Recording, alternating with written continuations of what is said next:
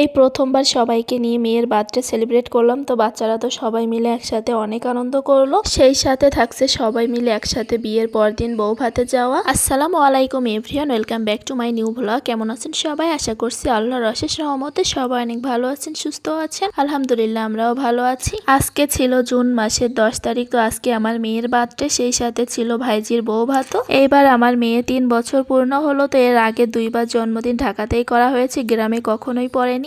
তো এবার পড়ছে, তাই ভাবছিলাম সবাইকে নিয়ে একসাথে আনন্দ করে করা যাবে। যদিও বা জন্মদিনটা ওইভাবে করার কোনো নিয়ম নাই, তারপরেও বাচ্চা কাচ্চার একটু আনন্দের জন্য কেক নিয়ে আসা হবে, এতটুকুই। তো আজকের দিনে আবার পুষ্পিতার বউ ভাতও ছিল, তাই সবাই মিলে আমরা ওর শ্বশুর বাড়িতে যাচ্ছি। তো আমাদের এখান থেকে বেশ অনেক দূরে ও শ্বশুর বাড়ি যেতে 2 থেকে আড়াই ঘন্টা মতো সময় লাগে। যাওয়ার পথে এই সুন্দর জায়গাটায় দাঁড়ানো হয়েছিল নামাজ পড়ার জন্য। তারপরে এই যে চলে আসি পুষ্পিতার শ্বশুর বাড়িতে। বাবু তো গাড়ির ভিতরে ঘুমিয়ে পড়ছিল, তাই তার বাবা নিয়ে এসে এখানে শোয়াই দিয়েছে। তারপরে এর মাঝে আমরা খাওয়া দাওয়াও করে নিয়েছি। বাবু এখানে একা ছিল, তাই তাড়াহুড়ো করে আসলাম। এসে দেখি বাবু এখনো ঘুমাচ্ছে। তারপর ওখানে আরো কিছু সময় থাকার পর আমরা চলে আসি বাড়িতে, কারণ আসতে কিন্তু আমাদের 2 থেকে আড়াই ঘন্টা মতো সময় লাগবে।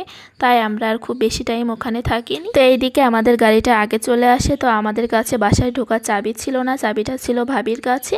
তারপরে তো আমরা উঠানে অনেক সময় বসে থাকি। তো এর মাঝে নতুন বউ আর জামাইও চলে আসে। তো তারাও কিন্তু আমাদের সাথে বাইরেই বসেছিল। তারপর সন্ধ্যার আগে দিয়ে মেয়ের বাবা চলে যায় বাজারে কেক নিয়ে আসতে। তো কেকটা সকালে অর্ডার দেওয়া ছিল, তাই সন্ধ্যার সময় যেয়ে নিয়ে আসছে। তো 2 পাউন্ড প্রথমে অর্ডার দিয়েছিল, পরে বলছিলাম যদি কম হয়ে যায়, তাই পরে আবার 1 পাউন্ডের ছোট একটা কেকও নিয়ে আসছিল। তারপর ডেকোরেশনের জন্য যা যা লাগে সবকিছুই নিয়ে আসছিল। তারপর সবাই মিলে একসাথে ডেকোরেশনটা করে নিয়েছি। তো ওরা আজকে চলে যাবে, তাই সবকিছুই তাড়াহুড়ো করে একটু করে নিয়েছি, কারণ যাতে ওরা থাকতে পারে। সব বাচ্চাদেরকে নিয়ে এখন আমি কেকটা কেটে নিলাম। তো বাচ্চারা কিন্তু কেকটা খাওয়ার জন্য অনেক এক্সাইটেড ছিল। আমার মেয়েও মাশাআল্লাহ অনেক এনজয় করেছে। তারপরে সে কেকটা কাটার পর একা একাই দেখলাম তুলে খেয়ে নিল, আলহামদুলিল্লাহ। তারপরে আমিও তাকে খাইয়ে দিলাম। তো একে একে এখন সব বাচ্চাদেরকেও খাইয়ে দিব। আজকে এখানে আমাদের 5 ভাই বোনের সব বাচ্চারাই ছিল। তো সবাই মিলে অনেক এনজয় করেছে। তো এক এক করে আমি সবাইকেই কেক খাইয়ে দিলাম। তো বড় যারা ছিল ওদেরকেও খাইয়ে দিলাম। দেখতে দেখতে আমার মেয়ে 3 বছর পূর্ণ হলো। তো সবাই কিন্তু আমার মেয়ের জন্য দোয়া করবেন, আমার মেয়েকে যেন আল্লাহ নেক হায়াত দান করেন আর সেই সাথে ভালো মানুষ হতে পারে। তো একে একে আমি সবাইকে কেকটা খাইয়ে দিলাম। এইদিকে তো তোবাকে দিতে গেলাম, তো সে তো খেতে চাইলো না,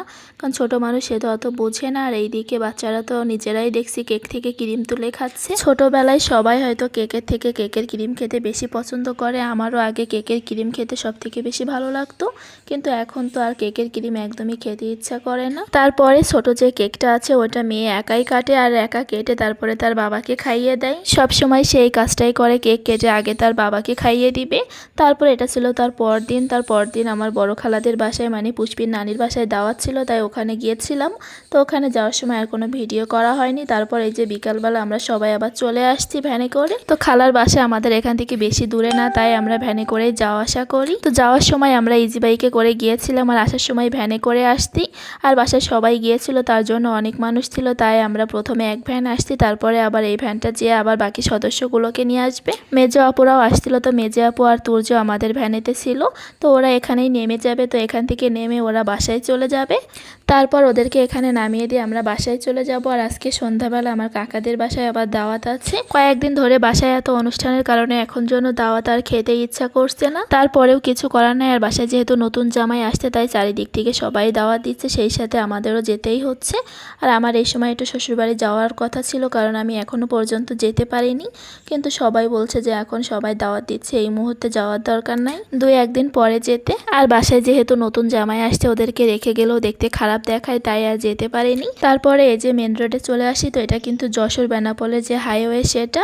তো এখান থেকে আমাদের বাসা একদমই কাছে, আর এখান থেকে বেনাপোল বর্ডার কিন্তু খুব বেশি একটা দূরে না। তো যারা ইন্ডিয়ায় যান বেনাপোল বর্ডার হয়ে, তারা কিন্তু এই রাস্তা দিয়েই যান। তো এই রাস্তা দিয়ে কে কে গিয়েছেন অবশ্যই কিন্তু কমেন্টস করে জানাবেন। তো এখন তো ইন্ডিয়ায় যাওয়া অফ আছে, তার জন্য এখন এইদিকে তেমন একটা মানুষ আসে না। তাছাড়া কিন্তু আগে অনেক মানুষ আসতো, দেখা যেত আমরা যেই গাড়িতে টিকিট কাটতাম সেই গাড়িতে বেশিরভাগ মানুষই ইন্ডিয়া থেকে আসতো, তারা ঢাকায় যাওয়ার উদ্দেশ্যে। ইন্ডিয়া যাত্রী থাকতো বেশি আর আমরা দুই একজন উঠতাম আর বেশিরভাগ দেখা যেত তাদের বাসাও অনেক দূরে। তো এখন কিন্তু আমাদের রাস্তায় নেমে পড়েছি, তো আর কিছুক্ষণের মধ্যেই কিন্তু আমরা বাসায় চলে যাব। আমাদের এই রাস্তাটা একটু খারাপ, ঠিক করার কথা চলছে কিন্তু এখনো কাজ শুরু করা হয়নি। এই রাস্তাটা ঠিক হলে আমাদের যাতায়াতের জন্য অনেক বেশি সুবিধা হতো, কারণ মাটির রাস্তা যেহেতু বর্ষাকালে যাওয়া আসা করার জন্য অনেক কষ্ট হয়ে যায়। তারপর রাত 9টার দিকে চলে আসি কাকাদের বাসায়। তো এখানে অনেক রকম নাস্তা দিয়েছে, তো কাকি তো সব রকম ফলই দিয়েছে। তো ফল ছিল, তার পাশাপাশি কিছু পাঁপড় দিয়েছিল বাসায় তৈরি। তো এগুলো দেখে তো আমার মেয়ে আর ফল খাবে না, সে শুধু পাঁপড়ই খাবে। তাকে তো এই টাইপের জিনিসগুলো তেমন দেওয়া হয় না, তারপরে যেহেতু সামনে দেখছে তখন তো সে এইগুলো ছাড়া আর কিছুই খাবে না। তারপরে যেহেতু বাসায় তৈরি তাই তাকে দেওয়া হয়েছিল। তারপর সবাই মিলে আমরা নাস্তা করছিলাম। তো নাস্তা করতে আমাদের 9টা বেজে গিয়েছে। তো এরপর আবার রাতের খাবারও ছিল, তো রাতের খাবার খেতে আসতে আমাদের আবার রাত 11টা বেজে যায়।